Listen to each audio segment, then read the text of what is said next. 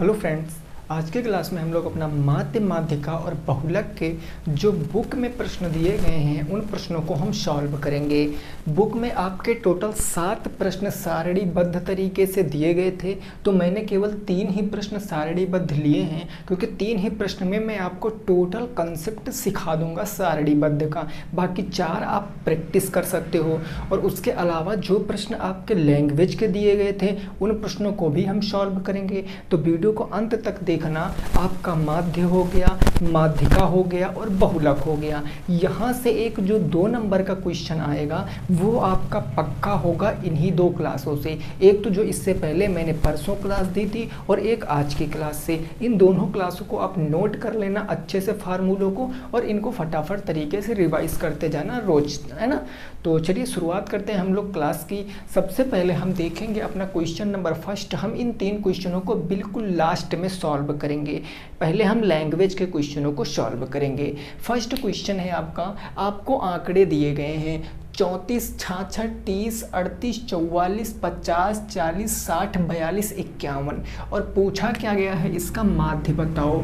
माध्य बताओ। अब तो वो बताओ, माध्य हमने बताया था क्या होता, चाहे माध्य कह लो, चाहे समांतर माध्य कह लो और चाहे तो औसत कह लो, वो सारा तीनों एक ही होता है। भाई हमने बताया था कल की क्लास में, मैंने आपको क्या बताया था कि चाहे तो माध्य कह लो, चाहे आप इसको औसत कह लो, है ना, और चाहे आप इसको क्या कह लो भैया, समांतर माध्य कह लो। इन तीनों का एक ही फार्मूला होता है, चाहे माध्य हो, चाहे औसत हो, चाहे समांतर माध्य हो। इनका बराबर क्या होता है, इसका फार्मूला होता है कुल पदों का योग। यानी जितने भी पद आपको दिए जाएंगे उनका हमको करना है योग, और बटे हो जाता है पदों की संख्या। जितने भी पद आए हैं उनकी क्या कर लेंगे, संख्या ज्ञात कर लेंगे बस। यहाँ हमको आंकड़ों को वर्गीकृत करना है नहीं करना है उससे कोई मतलब नहीं। करेंगे तो भी आंसर उतना आएगा, नहीं करेंगे तो भी आंसर उतना आएगा। वो आपके मीडियन में मैंडेटरी होता है कि आपको आंकड़े वर्गीकृत ही चाहिए। तो आइए हम इनका योग करते हैं। अब जब हम ये आंकड़ों का योग करेंगे टोटल 34 से लेकर 51 तक, तो आओ योग करते हैं। भाई 1 और 2 कितना हो गया, 3। 3 के बाद यहाँ देखो 4 3 7 हो गया, 7 7 14 1 15, 15 4 19, 19 1 20, 5 25, यानी ये आ गया 25 के 5 कैरी कितना आया, 2 आया। भाई इकाई अंक मैंने जोड़ लिया है। अब दहाई को जोड़ लेंगे, और दहाई को जोड़ते हैं। 6 4 10 5 15, 15 और 5 20, 4 24, 24 4 28, 28 2 30 1 31, 31 3 34, 6 40, 3 43 और 43 में 2 जोड़ेंगे तो कितना होगा, 44 और 45, यानी ये कितना आ गया, 455 आ गया। अब पदों की संख्या, पद कितने हैं काउंट कर लो, 1 2 3 4 5 6 7 8 9 10 पद टोटल कितने हैं, 10 पद हैं। अब यही तो होगा भाई, हमने टोटल पदों का योग कर लिया तो योग आ गया हमारा 455। उसके बाद हमने क्या किया, पदों की संख्या हमने काउंट किया, 2 2 4 2 6 2 8 2 10। अब जब इसको हम डिवाइड करेंगे तो हमारा जो माध्य आ जाएगा वो 45.5 आ जाएगा। ये हमारे क्वेश्चन का जवाब हो जाएगा। क्वेश्चन बिल्कुल आसान होता है माध्य का, बस आपको ऐड करने में थोड़ा सा ध्यान रखना है। भाई अगर आप लिखकर नहीं ऐड करना चाहते तो इकाई अंक ऐड करो। देखो इकाई तो पता ही आपको, इकाई पहले ऐड करो। 1 और 2 कितना हो गया, 3। 3 में 0 जोड़ोगे 3 ही रहेगा, 3 फिर 0 फिर 4 3 7 और 7 7 14 1 15, 15 6 कितना हो गया, 21। 21 में 4 जोड़े 25, 25 के 5 कैरी कितना आ गया, 2 आ गया। इकाई जुड़ गई, दहाई जोड़ लो, 3 6 3 9, 9 1 10 2 12, 3 15, 4 19 1 20, 4 24, 4 28, 28 6 34, 34 4 38, 38 और 2 कितना हो गया, 38 2 30, 38 2 40, 3 43 और 2 45। करेक्ट है ना, समझ गए हो। ये फर्स्ट क्वेश्चन है, बिल्कुल बेसिक क्वेश्चन है, और ये सारे आपके बुक के प्रश्न हैं मेरे दोस्त, है ना, ये सारे आपके बुक के प्रश्न हैं, ठीक है ना जी। चलो नेक्स्ट क्वेश्चन दे रहे हैं, इस क्वेश्चन को लगाने की कोशिश करना है, क्वेश्चन नंबर 2 की। प्रश्न संख्या 2 क्या है, इसको ज़रा समझने की कोशिश करो। देखो ये क्वेश्चन आपसे कहने की कोशिश कर रहा है कि 1 से 10 तक, यानी 1 से 10 तक सभी धनात्मक का मतलब क्या होता है, पॉजिटिव, धनात्मक पूर्णांक का माध्य बताओ। धनात्मक पूर्णांक का आपसे माध्य पूछा है, माध्य बताओ। अब आप इस क्वेश्चन को कैसे लगाओगे भाई, तुरंत आप इस क्वेश्चन का उत्तर बता सकते हो।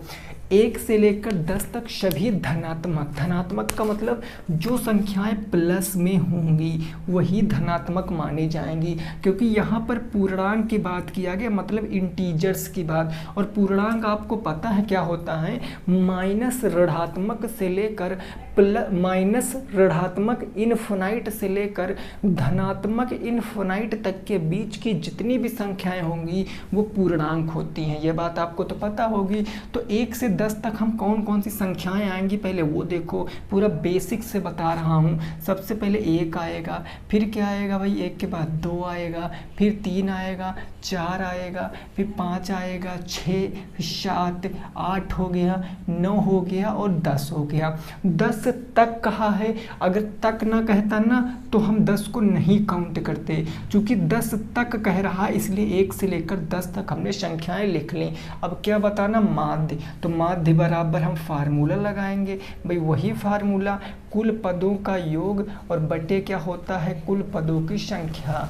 कुल पदों का ये हो गया योग और बटे क्या हो गया, कुल पदों की संख्या। अभी मैं इसका ट्रिक भी बताऊंगा। ट्रिक क्या, वो कंसेप्ट ही है, वो जब आप टेट सुपर टेट पढ़ोगे तो उसी तरीके से लगानी पड़ती है। यहाँ आपको पूरा बेसिक से लगाना है क्योंकि तभी पूरे नंबर मिलेंगे। अब आओ इसको ऐड करते हैं। ये हो गया 10, 10 8 18, 18 2 20, 20 1 21, 21 9 30, 30 7 37, 37 3 40, 40 4 44, 44 6 50, 50 5 55। यानी ये टोटल इसका सम किया तो कितना आ गया, 55। भाई इन टोटल को मैंने ऐड किया तो 55 आ गया। 55 कितनी संख्याएं हैं, तो 1 से लेकर 10 तक मतलब 10 संख्याएं हैं। तो जब भाग करेंगे तो कितना आ जाएगा, 5.5 आ जाएगा। कितना आ जाएगा, 5.5 आ जाएगा। अब इस तरीके से तो आपका काम हो गया। लेकिन एक बात हमेशा आप याद रखना, आप देखो इन दोनों, इन सभी संख्याओं के बीच में कितने कितने का अंतर है। क्या 1 1 का अंतर आपको दिख रहा है भाई, सभी संख्याओं के बीच में 1 1 का अंतर है भाई, है कि नहीं है। और जब 1 1 का अंतर है तो इनको बोलते हैं कंसेक्यूटिव नंबर, यानी क्रमागत संख्याएं। और ये क्रमागत में जब क्रम से लिखी होती हैं संख्याएं तो माध्य यानी एवरेज जिसको हम बोलते हैं, जिसको माध्य भी बोल देते हैं, वो होता है n+1/2। n होता है नंबर ऑफ टर्म, कि कितने नंबर हैं। तो आप देखो यहाँ पर अगर मैं n की वैल्यू पूछूं तो कितने नंबर हैं, 10।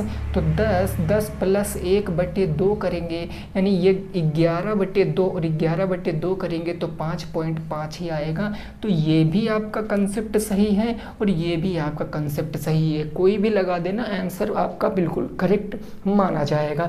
बस ये है कि ये हम तब पढ़ते हैं जब हम कोई कॉम्पिटिटिव एग्ज़ाम की तैयारी करते हैं, जब हमारा ऑप्शनल एग्ज़ाम होता है। आपका तो डिस्क्रिप्टिव है, आपको तो पॉइंट टू पॉइंट लिखना पड़ेगा। तो इसीलिए मैंने बता दिया आपकी केवल जानकारी के लिए। अगर पेट वगैरह का पेपर है आपका तो इस चीज़ को नोट कर लो, आ सकता है क्वेश्चन। एवरेज में भी लगता है, नंबर सिस्टम में भी लगता है, कई चैप्टरों में ये लगता है। ठीक है ना। क्वेश्चन समझ में आ गया, कितना आ गया, 5.5 आ गया। आओ नेक्स्ट देखेंगे अपना प्रश्न संख्या नंबर 3। क्वेश्चन नंबर 3 देखेंगे क्या कह रहा है और उसको समझेंगे। अब क्वेश्चन नंबर 3 कुछ लोगों को दिक्कत कर सकता है, लेकिन आपको कंसेप्ट अगर पता है तो आप ज़रूर लगा लोगे। क्वेश्चन नंबर 3 आपका क्या कह रहा है, ज़रा इस बात को समझना। ये कह रहा 6, 8 फिर 5, उसके बाद है आपका 7x और फिर है 4 का आपको समांतर माध्य दिया गया है। का माध्य आपको दिया गया कितना है, 4 है, सॉरी 7। 4 के बाद क्या है भाई, 7 के बाद x के बाद 4 का समांतर माध्य कितना दिया गया है, तो 7 है। तो कहा गया x का मान बताओ। x का मान बताओ, ये प्रश्न आपसे पूछा गया है। ऐसा प्रश्न आपने देखा होगा कि डीएलएड सेकेंड सेमेस्टर में ऐसा प्रश्न पूछा गया था आपके एग्ज़ाम में। क्या ऐसा प्रश्न आपके एग्ज़ाम में पूछा गया था ना सेकंड सेमेस्टर में? क्योंकि सेकंड सेमेस्टर में भी माध्य माध्यिका बहुलक है और फोर्थ में भी माध्य माध्यिका बहुलक है। तो जो टॉपिक बिल्कुल ना कॉमन है तो उनको आप वहीं पढ़े हो, तो यहाँ आप उनका जो रूल है अप्लाई कर सकते हो। भाई देखो, हमें सीधा सा बात ये पता है कि समांतर माध्य बराबर होता क्या, या माध्य बराबर जिस कंसेप्ट से बताया है उसी कंसेप्ट से लगाओ। माध्य बराबर होता है कुल पदों का योग। भाई बोलो, यही ना होता है कुल पदों का योग, और बट्टे में क्या आ जाता है सर, कुल पदों की संख्या। कुल पदों का योग और बट्टे हो जाता है कुल पदों की संख्या। बस यही आपको फॉलो कराना। माध्य देखो क्वेश्चन में आपको दिया है कितना, 7, तो माध्य की जगह हमने 7 रख दिया। अब कुल पदों का योग, अब इन पदों को हम ऐड करते हैं। देखो ऐड करेंगे तो 8 6 14, 14 5 19, 19 1 20, 6 26, 26 4 30, यानी ये आ गया 30 और क्या है, x है। अब x को 30 में कहाँ से जोड़ देंगे, क्योंकि एक चर एक अचर ये तो जुड़ नहीं सकते, तो इसीलिए प्लस लगा के प्रदर्शित कर दिया गया। योग हो गया बटे पदों की संख्या। पद कितने हैं, 1 2 3 4 5 6। अब ये नहीं काउंट करना क्योंकि ये माध्य है, तो टोटल पद कितने हैं, 1 2 3 4 5 6, तो ये हमारे 6 क्या हो गए, पद हो गए। अब आपका ये क्या बन गया, एक समीकरण बन गया जिसको आपको सॉल्व करना मैंने सिखाया है। ये 6 बटे से इधर जाएगा तो ये गुना में बदल जाएगा, यानी ये 6 सत्ते कितना हो जाएगा, 42, और बराबर इधर बच गया 30, प्लस में क्या बच गया, x बच गया। अब x का मान निकाल सकते हैं, 30 प्लस से इधर जाएगा माइनस में, यानी x बराबर कितना आएगा सर, तो x बराबर कितना आ जाएगा, 42 माइनस में 30, यानी x बराबर 12 आ जाएगा क्वेश्चन का सही जवाब। x का मान कितना आएगा, 12 आ जाएगा। बात क्या समझ में आई है? और ये मोस्ट इम्पॉर्टेंट टाइप है आपके एग्ज़ाम के लिए। अगर क्वेश्चन बनेंगे तो ऐसा ज़रूर बनाएंगे वो, ये बात आप समझ कर चलिए, ठीक है ना। ये बात आप बिल्कुल समझ कर चलिए। क्या बात आपकी समझ में आ गई है? कोई परेशानी दिक्कत नहीं है यहाँ तक ना, क्लियर बात हो गई है। चलें नेक्स्ट पे पहुँचें। चलिए जी अगले क्वेश्चन पे पहुँचते हैं, और उस क्वेश्चन को आपको थोड़ा सा समझना है क्योंकि वो अलग लेवल का क्वेश्चन है। ये क्वेश्चन जो अब मैं देने जा रहा हूँ 4 नंबर, ये आपके बुक का नहीं है, ये हमारा बनाया हुआ क्वेश्चन है। तो मैंने हमेशा आपको एक लेवल बढ़ा के बताया है, तो आज भी मैं इस माध्य में एक लेवल आपको बढ़ाकर ही लास्ट क्वेश्चन बताऊँगा। क्वेश्चन है कि 5 संख्याओं का माध्य 27 है। 5 संख्याओं का माध्य आपको दिया गया, 5 संख्याओं का माध्य दिया गया कितना है, तो 27 है। ठीक है, ये पहला स्टेटमेंट हो गया। दूसरा फिर आगे कह रहा, भूल कर एक संख्या छूट गई, भूल कर एक संख्या छूट गई तो माध्य हमारा कितना आ गया, तो जो माध्य है वो 25 हो गया। तो माध्य कितना हो गया, 25 हो गया। तो क्वेश्चन कहा गया है कि छूटी संख्या बताओ। जो संख्या छूटी है उस संख्या को बताना है कि छूटी संख्या क्या होगी। अब देखो इस क्वेश्चन को थोड़ा सा समझने की कोशिश करना और नोट कर लेना इस क्वेश्चन को। मैं आपको क्या बताने की कोशिश कर रहा हूँ, ज़रा बोर्ड पे देखो। मैंने जो बताया उसी कंसेप्ट को आपको फॉलो कराना है। सबसे पहले देखो माध्य बराबर होता क्या है। माध्य बराबर होता क्या है, तो माध्य बराबर होता है भाई टोटल योग। भाई मैं पूरा नहीं लिख रहा हूँ ना, मैं कुल पदों का योग नहीं लिख रहा हूँ, टोटल योग लिख रहा हूँ। बटे क्या होता है, पदों की संख्या। भाई पद की क्या होता है, संख्या होता है। अगर मैं आपसे पूछूं, मैं इतना आपसे पूछ रहा हूँ कि अगर मुझे यहाँ से केवल योग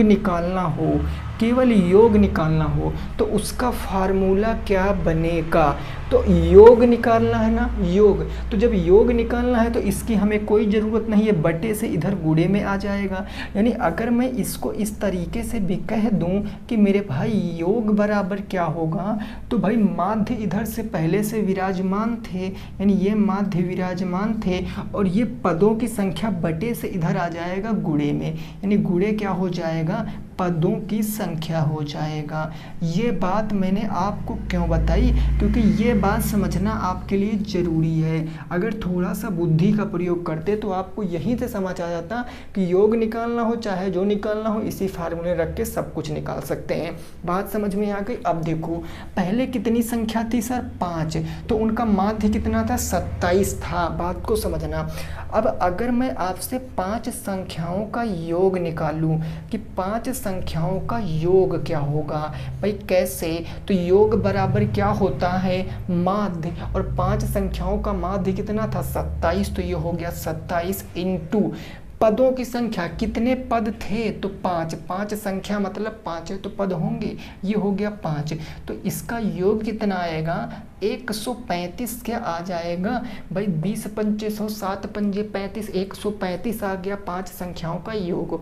अब क्वेश्चन कह रहा है कि भूल कर एक संख्या छूट गई। अब संख्या 5 थी, आपने भूल कर एक संख्या छोड़ दी, तो कितनी संख्याएं बची दोस्त, 4 संख्याएं बची। तो अब निकालो 4 संख्याओं का योग कितना होगा। 4 संख्याओं का अगर योग पूछें तो कितना होगा, तो भाई देखो संख्या पद कितने बचेंगे, 4 बचेंगे, और अब इनका समांतर माध्य कितना हो गया, तो 25 हो गया। जब एक संख्या छूट गई तो समांतर माध्य कितना बचा, 25, तो ये हो गया हमारा समांतर माध्य। 25 चौके कितने हो गए, 100 हो गए। अब आप देखो जब 5 संख्याएं थी तो उनका योग 135 था। जब 4 संख्याएं, जो मैं एक संख्या भूल गया हूँ ना, उसको हटा दे तो योग कितना है, 100। तो भूली गई संख्या क्या होगी, जो संख्या आप भूल गए थे वो संख्या क्या होगी भाई, अगर भूले ना होते तो 135 योग होता, और भूल गए तो 100, तो इनको घटा लोगे तो उत्तर आएगा 135 माइनस 100, यानी जो भूल गए थे वो संख्या कितनी थी, 35 थी, और ये क्वेश्चन का सही जवाब है। जो भूल गए थे वो संख्या कितनी थी, 35 थी। ये क्वेश्चन का क्या है, बिल्कुल सही जवाब है। क्या आपकी समझ में ये बात आई है, और ये बहुत इंपॉर्टेंट बात है आप लोगों के लिए, बिना इसके आप क्वेश्चन नहीं लगा सकते हो। इस बात को आप दिमाग में सेट कर लो, ठीक है ना भाई। क्या बात आप समझ गए हो, बोलो क्या बात समझ में आ गई है, कोई दिक्कत परेशानी नहीं ना सर। चलिए ठीक है, अब नेक्स्ट पे पहुंचते हैं हम अपने अगले प्रश्न पे। क्वेश्चन नंबर 5 पर पहुंचेंगे और उसको देखेंगे क्या कह रहा है क्वेश्चन, भावनाओं को समझेंगे, फिर हम आगे को पहुंचेंगे, ठीक है ना। क्वेश्चन है आपसे, क्वेश्चन आपकी बुक में क्या दिया गया है सर, हाँ क्वेश्चन नंबर 5 ये दिया गया है, क्वेश्चन नंबर 5 ये दिया गया है 40, 50, उसके बाद है आपका 20, देन है 10, फिर है 5, फिर है आपका 6 का की माध्यिका ज्ञात करो। ये क्वेश्चन है आपका, इसकी माध्यिका। अभी तक हमने 4 क्वेश्चन किसके किए सर, माध्य के किए। अब हम 4 क्वेश्चन से 5 क्वेश्चन माध्यिका के करेंगे, फिर लास्ट में हम इन सारणी वाले क्वेश्चनों को कर लेंगे। 11 से 12 क्वेश्चन आपके हो जाएंगे और आपका चैप्टर इसी में ख़त्म हो जाएगा। अब आपसे पूछा है माध्यिका, माध्यिका हम कैसे निकालते हैं। सबसे पहले आंकड़ों को क्या करेंगे, वर्गीकृत करेंगे। और आपको पता है मेरे भाई कि आंकड़ों को वर्गीकृत करने के लिए चाहे तो उनको आप आरोही क्रम में लिख लो और चाहे आप उनको अवरोही क्रम में लो, यानी बढ़ते क्रम में लिख सकते हो या घटते क्रम में। तो हम बढ़ते क्रम में लिख लेते हैं भाई। वर्गीकृत आंकड़े करेंगे तो सबसे छोटा नंबर क्या है सर, हमने 5 को लिखा। 5 से बड़ा क्या है 6, हमने 6 को लिखा। 6 से बड़ा क्या है 10, तो 10 को लिख दिया। 10 से बड़ा 20 हो गया, ये 20 हो गया। 20 से बड़ा कितना हो गया 40, फिर हो गया 50, यानी ये हो गया 40 और ये हो गया 50। अब एक काम आपको हमेशा करना है, जल्दबाजी नहीं करनी है, क्योंकि इस बार हमारी जंग पेपर से छिड़ गई है। क्या करेंगे कि हम एक बार आंकड़ों को काउंट करेंगे। 1 2 3 4 5 6, क्या यहाँ भी 6 थे? 1 2 3 4 5 6, बिल्कुल सही बात है। यानी n बराबर आ गया 6, जो कि क्या है एक सम संख्या है। और अगर सम संख्या हो गई तो माध्यिका बराबर फार्मूला क्या लगता है, यानी मीडियन इज इक्वल टू क्या होता है 1/2 n/2। वह पद भाई आप बताते चलना, मैं गलत तो नहीं कह रहा हूँ, प्लस के n/2 प्लस के 1 वह पद। अरे यही ना होता है भाई, क्लियर बात। तो ये हो जाएगा आपका 1/2 प्लस में यहाँ रखोगे 6, तो 6/2वां पद यानी 6/2वां पद, और प्लस में 6/2 प्लस में 1वां पद, यही ना होगा। 2 से काटोगे 3 और 2 से काटोगे 3, यानी 3वां पद प्लस 4वां पद, तो ये हो जाएगा 1/2 और ये आ जाएगा 3वां पद और प्लस में क्या आ जाएगा 4वां पद। अब आप 3 और 4 पद लिख दो, इसमें से बिल्कुल भी मत लेना पद जो आंकड़े वर्गीकृत किए हैं उसमें से लेना। तीसरा कौन सा है 5 6 10, ये तीसरा हो गया 10, यानी ये आ जाएगा 1/2, फिर ब्रैकेट में 10, तीसरा हो गया। चौथा हो जाएगा 20, तो 10 प्लस 20 यानी ये हो गया 30, और 30 का आधा करोगे तो उत्तर आपका कितना आ जाएगा, वो आ जाएगा 15, यानी माध्यिका कितनी है 15 है इस क्वेश्चन का सही जवाब। माध्यिका कितनी है 15 है। अगर आप इस तरीके से क्वेश्चन पेपर में लगा रहे हो, स्टेप बाय स्टेप पेपर में लगा रहे हो ना, तो अगर आपका 1-2 पॉइंट गलत भी हो जा रहा है तो भी एग्जामिनर आपको नंबर पूरे के पूरे देगा, क्योंकि उसको पता बच्चे ने मेहनत की है, उसको कॉन्सेप्ट पता है, बस छोटी सी मिस्टेक है वो आपको छोड़ देगा। लेकिन आप सोचो सीधा शॉर्ट में मैं लगा दूं, ये आप नहीं करोगे, क्योंकि ये एक ऐसा क्वेश्चन आएगा चैप्टर से जो आपके 2 नंबर डिसाइड करेगा। और सोच लो 25 नंबर में 2 नंबर कितने % हुए, 25 चौके 100, 8% का एक क्वेश्चन आएगा। ठीक बात ना, क्लियर है। चलिए अगला क्वेश्चन देख लेते हैं। क्वेश्चन नंबर हम देखेंगे 6, वो क्या कह रहा है उसकी भी जरा भावनाओं को हम लोग समझेंगे। ये बात आपकी समझ में आ गई होगी, सिंपल सी बात थी जिसमें कुछ हमें करने की ज़रूरत नहीं थी। क्वेश्चन नंबर 6 है आपका 7.8, फिर है आपका 6, उसके बाद है आपका 2, फिर है 4.2 एंड देन है 10 की माध्यिका बताओ, की माध्यिका बताओ। अब ये क्वेश्चन देखो मैं कैसे ऐसे क्वेश्चन ला रहा हूँ, क्योंकि कई लोग समझते हैं अगर पॉइंट में आंकड़ा आएगा तो पॉइंट में ही रहेगा, अगर आंकड़ा एग्जैक्ट नंबर आ रहा है तो क्या एग्जैक्ट नंबर रहेगा। अरे नहीं भैया, नंबर पूर्णांक में भी हो सकता है, नंबर एक पूर्ण संख्या भी हो सकती है, फ्रैक्शन में भी दे सकता है। तो फ्रैक्शन को पॉइंट में कन्वर्ट कर लेंगे या डायरेक्ट हम फ्रैक्शन से निकाल सकते हैं, तो वो दिक्कत हमारी नहीं, वो एग्जामिनर की दिक्कत है। हमारी दिक्कत है पढ़ना और कंसेप्ट सीखना। देखो अगर मैं बताऊं ये आंकड़े कैसे हैं, वर्गीकृत नहीं है, अवर्गीकृत हैं, तो हम आंकड़ों को क्या करेंगे मेरे भाई, वर्गीकृत करेंगे आंकड़ों को। और वर्गीकृत करने के लिए चाहे तो हम बड़ा कह दें, चाहे तो हम छोटा कर लें, यानी बढ़ते क्रम में लिख लें या घटते क्रम में लिख लें। हम बढ़ते क्रम में लिखते हैं। सबसे बड़ी संख्या, सबसे छोटी संख्या आपको कौन दिख रही है, क्या 2 दिख रही है, तो 2 को लिख दिया। 2 से बड़ी कौन सी है, अब 2 से बड़ी 4.2 है, तो ये 4.2 हो गया। इससे बड़ी कौन सी है, इससे बड़ी आप देखोगे 6 है, तो ये 6 हो गया। 6 से बड़ी कौन सी है, 7.8 है, तो 7.8 है। इससे बड़ी लास्ट में कौन है, 10 है, तो 10 है। अब हमने देखा 2 2 4 1 5, 5 और 2 2 4 1 5। क्लियर है? यानी n की वैल्यू कितनी आई? नंबर ऑफ टर्म 5, जो कि क्या है? एक विषम संख्या है। और जब विषम संख्या होती है तो मीडियन निकालना बहुत आसान, n+1/2 पद। यही न होता है जी? बिल्कुल होता है। बस निकाल दो। n कितना है? 5, तो ये हो जाएगा 5 + के 1/2 पद।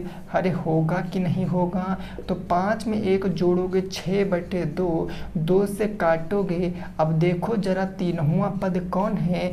जल्दी में कहोगे तीनवा पद 2 है। नहीं, यहाँ से आंकड़े नहीं लेने, जो वर्गीकृत किया है वहाँ से आंकड़े लेंगे। तो तीनवा पद चाहे आगे जाओ चाहे पीछे जाओ, कौन सा है तीसरा पद? 6। तो माध्यिका कितनी आ जाएगी? 6 आ जाएगी। इस क्वेश्चन का बिल्कुल सही जवाब 6 आ जाएगा। इस क्वेश्चन का बिल्कुल सही जवाब। क्या आपकी बात समझ में आई है? बोलो, क्या आपकी बात समझ में आ गई है कि हाँ सर यही काम करेंगे?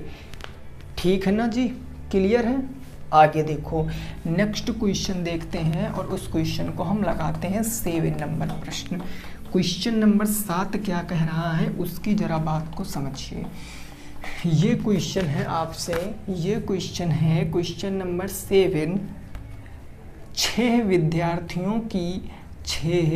विद्यार्थियों की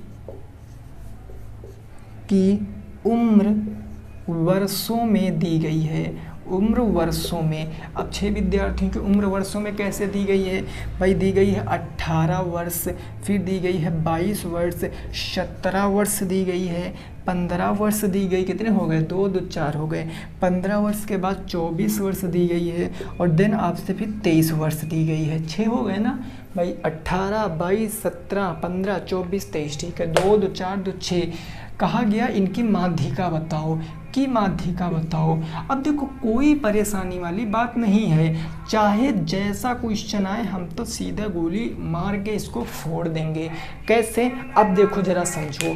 सबसे पहले हमें ये नहीं पता है कि यह आंकड़े हमें कैसे हैं, पता करेंगे। भाई हमने देखा सीधा 23 है, 24, अरे नहीं 17, अरे नहीं ये क्या है? अवर्गीकृत है। तो हम इन आंकड़ों को क्या करेंगे सर?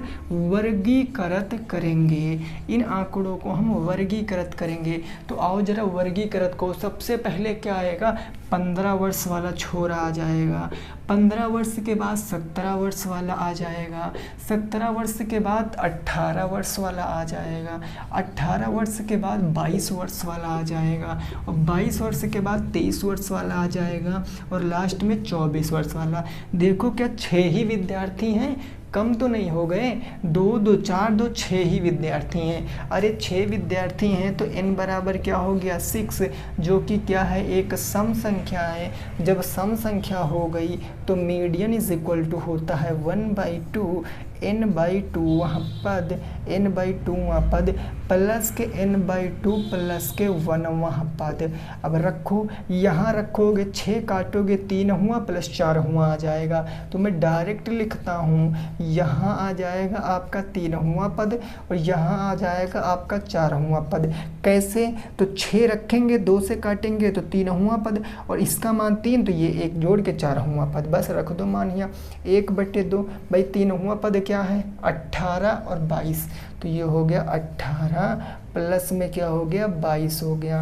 अब यहाँ 20 आ जाएगा क्योंकि 18 12 आप जोड़ोगे तो कितना आएगा? 22 8 30 30 10 40। ये हो जाएगा 40। कट्टम कुटाई करेंगे तो 20 वर्ष, 20 ईयर्स आ जाएगा क्या? उम्र। जो उम्र का माध्यिका होगी वो कितनी होगी? 20 वर्ष होगी। वो कितनी होगी भाई? 20 वर्ष हो जाएगी। क्वेश्चन का सही जवाब कितना हो जाएगा? 20 वर्ष हो जाएगा क्वेश्चन का बिल्कुल सही जवाब। बात समझ गए हो ना? कोई परेशानी नहीं है। तो ये थे हमारे लैंग्वेज वाले क्वेश्चन। कितने क्वेश्चन किए? 7 क्वेश्चन। 3 क्वेश्चन हमारे अब हम देखेंगे किसमें, तो इन देखो इन तीनों क्वेश्चनों में आपको माध्यिका निकालना है बस, और कुछ नहीं निकालना, माध्यिका निकालना है इन तीनों क्वेश्चनों में। सारणीबद्ध में आपका वो भी आता है समांतर माध्य, जिसमें फार्मूला होता है sigma F x upon sigma F, but वो आपके सिलेबस में नहीं है। केवल आप में इतना है कि बस आप ये निकालो माध्यिका सारणीबद्ध से भी और ऐसे डाटा से भी। तो आपको ज़्यादा अभी नहीं इधर उधर फैलना है, ज़्यादा नहीं दिमाग लगाना, केवल जो सिलेबस में वही पढ़ना है, ठीक है ना। तो सबसे पहले हम इस क्वेश्चन की बात करते हैं। भाई हमने बताया था कि जब भी कभी क्वेश्चन सारणी में आएगा तो आपको एक सारणी अपने पास से बनानी पड़ती है। तो हम इस सारणी को अपने पास से बनाएंगे, है ना। सबसे पहले हमारा ये पद का हो जाएगा कॉलम, देन उसके बाद हमारा बारंबारता का कॉलम हो जाएगा।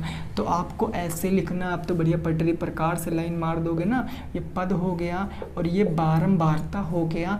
यहाँ हमको लिखना पड़ेगा संचयी बारंबारता, इसको बोलते संचयी बारंबारता, है ना। कल बताया था। पहले पद लिखो 4 3 5 2, यानी पहला पद है 4, फिर है 3, फिर है 5, फिर है 2, 4 3 5 2 और लास्ट में है 8। ये लास्ट में कितना हो गया? 8 हो गया। अब क्या करेंगे, इनके सामने इनकी बारंबारता लिखेंगे। इनकी बारंबारता 4 की कितनी है? 1 है। 3 की कितनी बारंबारता है? तो 3 की बारंबारता 2 है। 5 की कितनी बारंबारता है? तो 4 है। फिर 2 की कितनी है? 3 है। और 8 की कितनी है? तो 8 की 5 है। अब इतनी बात आपकी पता चल गई है। संचयी बारंबारता कैसे निकालेंगे? तो जो पहला दिया है उसको एज इट इज़ लिख दो 1, उसके बाद इसमें जोड़ते चले जाओ। 1 में 2 जोड़ोगे 3, 3 में 4 जोड़ोगे तो 7, 7 में 3 जोड़ोगे तो 10, 10 में 5 जोड़ोगे तो 15। ये 10 है, 16 मत समझ लेना। अब आप क्लियर समझ गए, संचयी बारंबारता निकल गई ना। अब इसको जोड़ोगे बारंबारता वाली टर्म को, तो यहाँ से आपकी n की वैल्यू आएगी। ऐड करो तो 15 आ जाएगा, बिल्कुल उसमें कोई दिक्कत नहीं है। क्योंकि जो लास्ट में टोटल आएगा ना, इसके संचयी बारंबारता के लास्ट में जो टोटल आएगा वही इसका टोटल आएगा। नहीं मानते हो तो ऐड कर सकते हो। 5 3 8 4 12, 12 1 13 और 13 2 कितना हो गया? 15। n क्या है? 1। n एक 15 संख्या है जो कि क्या है? एक विषम संख्या है। अब जब विषम है तो बस माध्यिका बराबर क्या होता है? n प्लस के 1/2वां पद, यही ना होता है।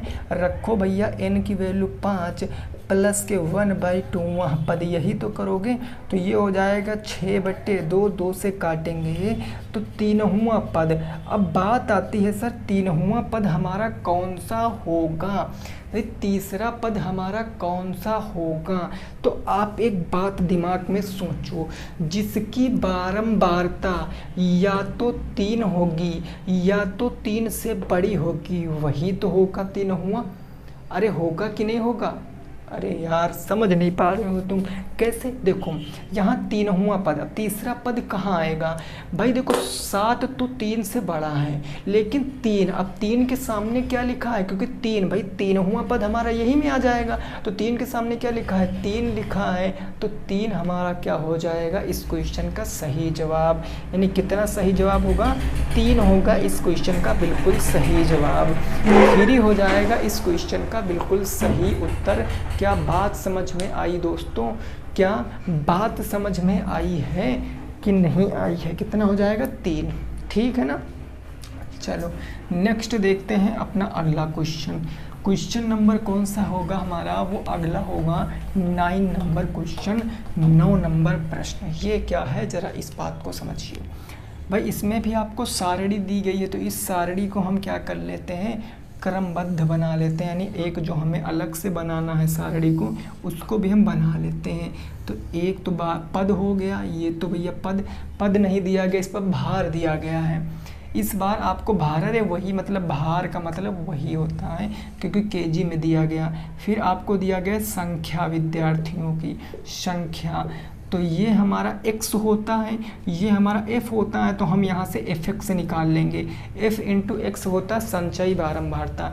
40 50 45, यानी ये हो गया 40 45, 40 50 45 है ना, 40 फिर हो गया 50, देन उसके बाद हो गया 45, 45 के बाद है 38 के बाद 37, यानी 38, 38 के बाद है 37। अब 40 केजी के कितने विद्यार्थी हैं? 2, तो इनकी बारंबारता 2 है। 50 की 1 है, फिर 45 की 3 हो गई है, उसके बाद 38 की कितनी है? 2 हो गई। 37 की कितनी है? 37 की भी 2 हो गई है। अब इनकी संचयी बारंबारता कैसे, सॉरी f इंटू एक्स नहीं मेरे दोस्त, ये समांतर माध्य में हो जाएगा ना, ये समांतर माध्य में संचयी बारंबारता। भाई ये हम 2 ऐसे लिखेंगे, ये 2 1 3, 3 3 6, 2 और 1 कितना हो जाएगा? 3 3 3 6, 6 2 8, 8 2 कितना हो जाएगा? 10, यानी यहाँ n की वैल्यू कितनी आ जाएगी? 10। ऐड करके देख लो, 2 2 4 3 7, 2 7 3 10, 10 आ गई। जब 10 हो गई, सम संख्या है, तो मीडियन क्या आ जाएगा? मीडियन होगा 1/2 और फिर होगा n/2वां पद, n/2वां पद, प्लस में n/2 और प्लस में क्या हो जाएगा? 1वां पद हो जाएगा। अरे बोलो, यही ना होगा?